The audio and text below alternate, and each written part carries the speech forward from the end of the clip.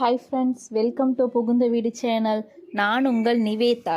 இன்றைக்கி ஒரு சூப்பரான டாபிக் தான் பார்க்க போகிறோம்.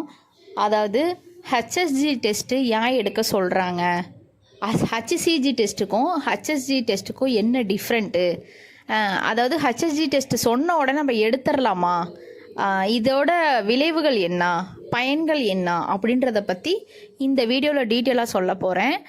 அதோட நம்ம சப்ஸ்கிரைபரோட ஒரு உண்மையாக நடந்த ஒரு விஷயத்தையும் சேர்த்து சொல்ல போகிறேன். அதுக்கு முன்னாடி நம்ம சேனலை சப்ஸ்கிரைப் பண்ணாங்க, சப்ஸ்கிரைப் பண்ணிக்கோங்க. என் ஃபோன் நம்பர் வேணும்னு கேட்குறீங்க. என் ஃபோன் நம்பர் வேணும்னா நான் ஸ்க்ரீனில் ஒரு நம்பர் தந்திருக்கேன். அந்த நம்பருக்கு வாட்ஸ்அப் பண்ணுங்கள். அஸ் பர் யூடியூப் ரூல்ஸ் என்னான்னு சொல்லிட்டு ஷேர் பண்ணுவாங்க. உங்களுக்கு விருப்பம் இருந்தால் ஜாயின் பண்ணிக்கோங்க, இல்லைன்னா இக்னோர் பண்ணிக்கோங்க. அப்புறம் நம்ம கம்யூனிட்டி போஸ்ட்டில் நிறைய ஷேர் பண்ணிகிட்ருக்கோம். அதாவது நம்ம சப்ஸ்கிரைபர் கன்ஃபார்மான ப்ரெக்னென்சி தான். ஸோ நானும் அவங்களும் பேசினா வாட்ஸ்அப் சேட்ஸ் அவைலபிளாக இருக்குது. உங்களுக்கான டவுட்ஸு மேபி அந்த வாட்ஸ்அப் சேட்ஸில் நான் கிளியர் பண்ணியிருக்கலாம். நீங்கள் செக் பண்ணி பார்த்தீங்கன்னா உங்களுக்கே தெரியும். ஏன்னா என்னால் எல்லா கமெண்ட்ஸ்க்குமே ஃப்ரீக்வெண்ட்டாக என்னால் ரிப்ளை பண்ண முடியல. ஒரு சில கமெண்ட்ஸ்க்கு தான் என்னால் ரிப்ளை பண்ண முடியுது. அதனால் உங்களோட கன்வீனியன்ட்டுக்கு தான் அந்த கம்யூனிட்டி போஸ்ட்டு ஷேர் பண்ணியிருக்கேன். பார்த்துக்கோங்க. வாங்க வீடியோக்குள்ளே போகலாம்.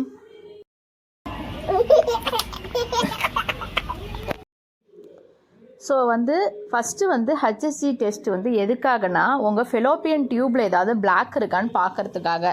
ரெண்டு சைடுமே கர்ப்பக்குழாய் இருக்கும். அதாவது ரெண்டு சைடுமே நம்ம ஃபெலோப்பியன் டியூப் இருக்கும்.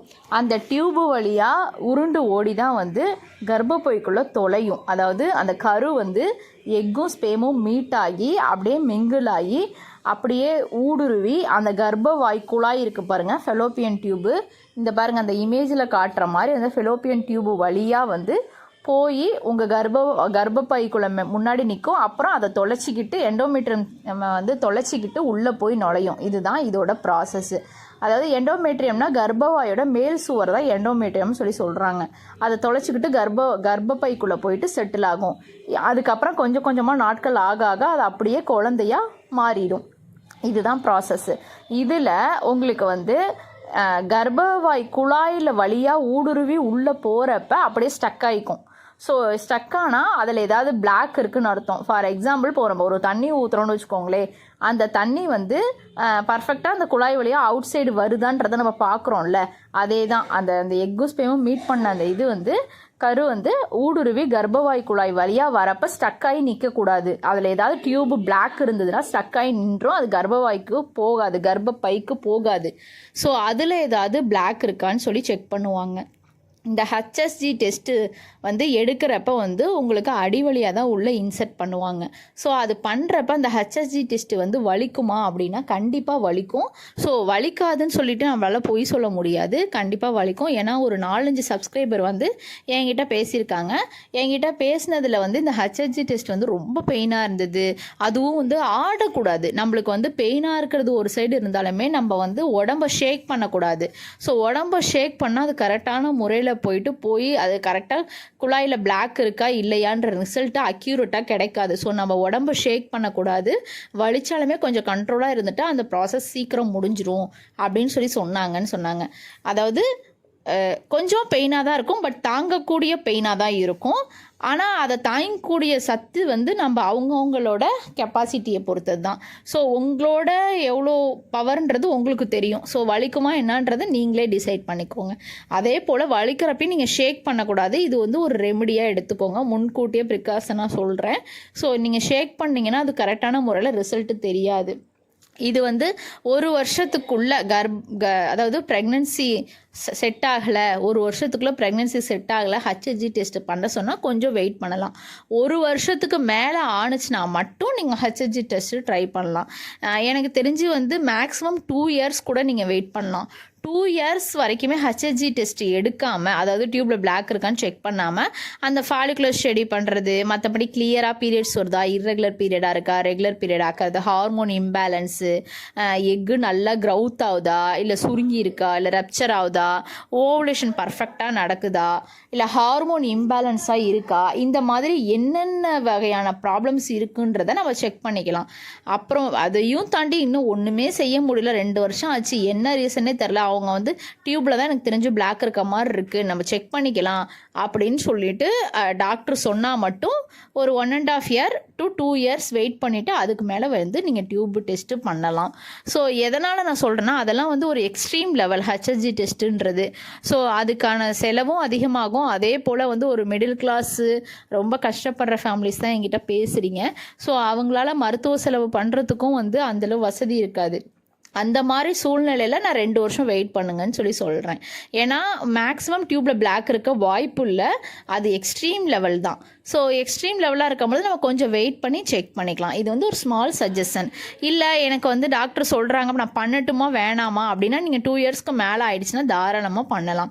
இல்லை எனக்கு இப்போ 1.5 years தான் ஆகுது, நான் பண்ணலாமா வேணாமா, நீங்கள் மணி லெவலில் ஓகே, இது வந்து நாங்கள் சேர்த்து வச்ச பணத்தில் தான் பண்ண போகிறோம், யார்ட்டையும் கடன்லாம் வாங்கலை அப்படின்ற சூழ்நிலையில் நீங்கள் தாராளமாக பண்ணிக்கோங்க. இல்லை நான் கடன் வாங்கி தான் பண்ணணும் நீங்கள் சொன்னால், அப்போ நான் வட்டிக்கு வாங்கணும், நான் நகையை அடகு வைக்கணும் அப்படின்னா நீங்கள் கொஞ்சம் 2 years வரைக்கும் தாராளமாக வெயிட் பண்ணி செக் பண்ணலாம். ஓகே, இப்போ இந்த டியூப் பிளாக்னால வந்து ப்ரெக்னென்சி கட்டாயம் தள்ளி போகுமா அப்படின்னா, டியூப் பிளாக்கை ஈஸியாக வந்து அவங்க எடுத்து விட்டுருவாங்க, ஒன்றுமே பிரச்சனை இல்லை. ஸோ அதுக்கு வந்து நீங்கள் ஹெச்எஸ்ஜி டெஸ்ட் பண்ணால் மட்டும்தான் அந்த டியூப் பிளாக் இருக்கா இல்லையான்றதை வந்து தெரிய ஆரம்பிக்கும். அதோட கேட்டகரி எப்படி இருக்குது, என்ன ரொம்ப சிவியராக இருக்கா அப்படின்றத எல்லாமே அவங்க செக் பண்ணுவாங்க. அடுத்தது பார்த்திங்கன்னா வந்து உங்களுக்கு வந்து எப்படி வந்து வீட்டிலையே ரெமடிஸ் பண்ணலாம் அப்படின்றது பார்த்திங்கன்னா, மலை வேப்பந்தலை சாறு. ஸோ மலை வேப்பந்தலைன்னு ஒவ்வொரு வீடியோஸ்லையும் நான் சொல்லிகிட்டு இருக்கேன். ஸோ அது எப்படி தான் நம்ம கிடைக்கிறது என்ன தானே, நம்ம வந்து வேறு வழி இல்லை. மார்க்கெட்டில் நீங்கள் சொல்லி வச்சிங்கன்னா அவங்களே வந்து இது பண்ணுவாங்க. அதே போல் நம்ம சப்ஸ்கிரைபரோட வீட்டில் வந்து மலை வேப்பந்தலை இருக்குதுன்னு சொல்லியிருந்தாங்க. நான் அவங்கக்கிட்டையும் கேட்டு பார்க்குறேன். உங்களுக்கு மலை வேப்பந்தலை வேணும் அப்படின்னா நீங்கள் சொல்லுங்கள், நான் அவங்கக்கிட்ட வந்து இது மாதிரி பேக் பண்ணி பார்சல் மாதிரி நம்ம ஒரு அமௌண்ட்டை மாதிரியாவது கொடுத்துர்லாம். எப்படின்னா வந்து இப்போ அவங்க இப்போ இவ்வளோ அமௌண்ட்டு அப்படின்னு சொல்கிறாங்க அப்படின்னா 50 rupees 100 rupeesன்னு சொன்னால் பரவாயில்ல. ஏன்னா அவங்க வீட்டில் ஆனால் அது ஃப்ரீயாக தான் இருக்குது. பட் அவங்களோட மென்டாலிட்டியை பொறுத்து தான், அவங்க ஃப்ரீயாக தரதுனா தரட்டும், இல்லை அமௌண்ட்னாலும் நம்ம ஓகே. ஏன்னா நம்ம வந்து எவ்வளவோ மருத்துவ செலவு பண்ணுறோம், எவ்வளவோ மெடிக்கலில் மாத்திரை வாங்குகிறோம், டானிக் வாங்குகிறோம். ஸோ அது மாதிரி இதுவும் ஒரு விதமான மருத்துவ பொருள் தான். ஸோ நம்ம காசு கொடுத்து வாங்குறதுல தப்பு கிடையாது. ஸோ நான் கேட்டுட்டு உங்களுக்கு நான் என்னென்னு கம்யூனிட்டி போஸ்ட்டில் ஷேர் பண்ணுறேன், அவங்க என்ன டிசைட் பண்ணியிருக்காங்க அப்படின்றத.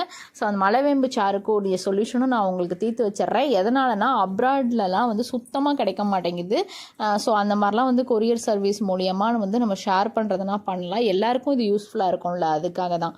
ஓகே, இந்த மலைவேம்பு சாறு வந்து நீங்கள் குடிச்சிங்கன்னா கட்டாயம் உங்களுக்கு டியூப் பிளாக் ப்ராப்ளம் சரியாகும். ஆல்ரெடி நான் சொல்லியிருந்தேன், இப்போ நம்ம சப்ஸ்கிரைபருக்கு வந்து ஸ்டோரியோடு தான் நான் சொல்ல போகிறேன்ட்டு.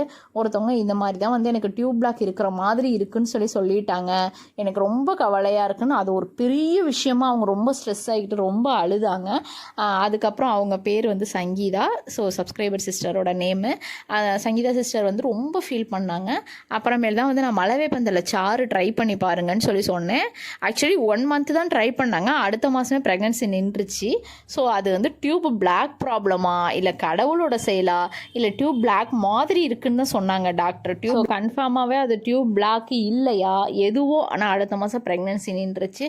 ஸோ நம்ம எல்லாருக்குமே இந்த மாதிரி மேஜிக்கலாக வந்து நல்லது நடக்கும். அதுக்கான ரிலேட்டடான வீடியோஸ் நான் எல்லாமே ஷேர் பண்ணிகிட்ருக்கேன். எல்லா வீடியோஸும் வந்து நீங்கள் சர்ச் பண்ணி பாருங்கள், கண்டிப்பாக உங்களுக்கு யூஸ்ஃபுல்லாக இருக்கும். இந்த வீடியோ பார்த்துருக்கவங்க எல்லாருக்குமே ப்ரெக்னன்சி கன்ஃபார்ம் ஆகணும்னு நான் சாமிகிட்ட வேண்டிக்கிறேன். Bye friends.